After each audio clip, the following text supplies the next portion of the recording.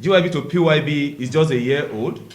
The lion has only waged its tail and getting set to roar and dominate the jungle as it should be.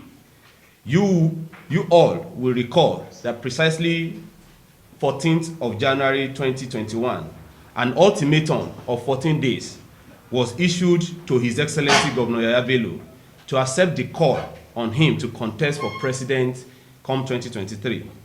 This ultimatum was greeted with a response from His Excellency Alhaji Yahaya Bello, urging us as a group to channel our energies into mobilizing and canvassing for the All Progressive Congress Party's nationwide registration of new members. And only then we might get an affirmative response from him. Since our principal, the executive governor of Kogi State, Alhaji Yahaya Bello, was only then recently appointed as the party's chairman on women, youth, and people living with disabilities sensitization and mobilization committee on its nationwide membership registration and revalidation exercise. We took the task as a challenge and commissioned our structures across the 36 states to sink into action immediately. We achieved a tremendous and jaw-dropping result, and we can boldly say APC has the highest youth, women, and people living with disability membership today among all political parties. We are now ready for a final affirmative response from His Excellency Governor Yahaya Bello, as he has proven in the past to be a man of his words. Why now that President Muhammadu Buhari promised to hand over to a much younger person come 2023? A promise the president made in 2018 during the signing of the Not Too Young to Run bill into law. Why decide to achieve a supposed lifelong ambition at a time Nigerian youth are collectively clamoring for a thorough, inclusive, and active participation in governance across board? Why put your interests, Asiwaju Tinubu, why put your interests above other Nigerian youths who obviously constitute majority of both the Nigerian population and the electorate? A united generation of like minds who will stop at nothing to achieve its set objective, as it was done during the NSAS protests. Why has Baba kept his lifelong ambition to himself all this while? His age group and generation has done nothing but little to get the country working. Asiwaju Bola Ahmed Tinubu further revealed that he only informed President Muhammadu Buhari of his intention to run for the president come 2023, but yet to inform Nigerians.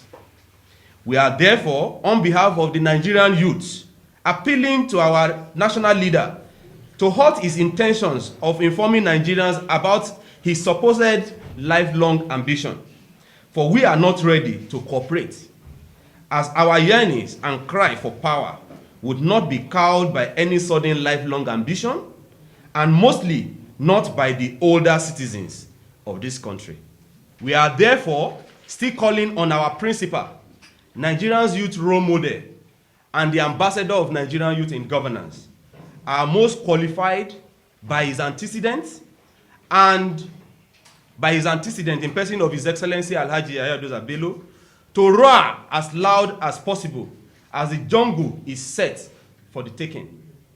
We are also admonishing our Baba and well-respected senior citizen in person of Asiwaju Bola Ahmed Tinubu to purge his age-long ambition and passion for the country, to continue to enjoy his retirement and be more relevant to the country through advisory roles and consultation. The task ahead of us at GYB to PYB is gigantic. We are committed to achieving every set objective and aspiration of Governor Yahaya Bello, even as we await patiently for the Pandora's box to be opened, following his acceptance and declaration to run for president. What are the youths doing in order to change the narrative? For us at GYB to PYB, our first assignment was to make sure that we mobilize the youth across the country to see the reason. We are even putting the Bello aside to see the reason to take over the driver's seat of this country. And immediately, we also told them that in taking over the leadership of this country, there are a lot of criteria that must be looked into. Now, while we are looking at someone who is young, we must also look at capacity.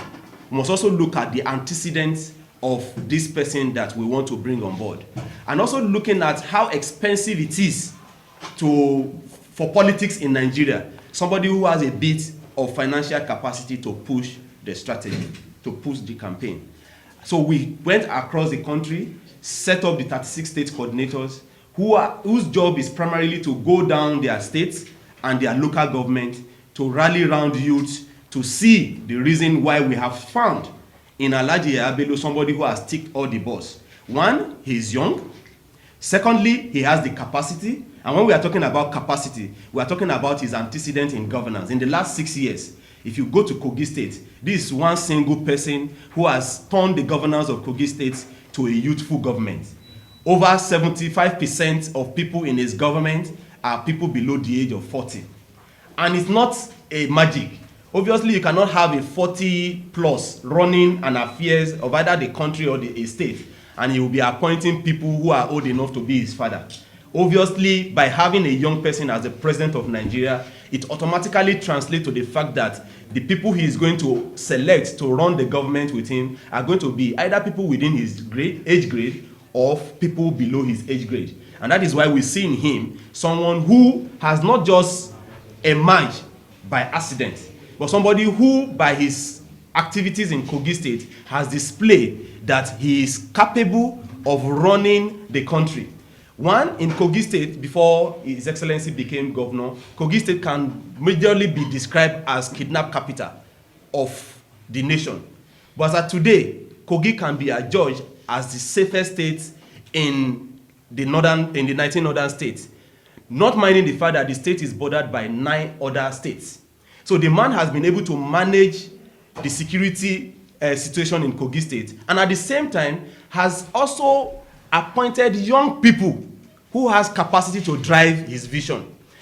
At the same time, we also know, if you go to Kogi State and you go through the structures of Kogi State, you understand that Kogi is a very diverse state with 3 major languages and so many other languages. But the governor has been able to unify the state, and this is what we need in Nigeria today.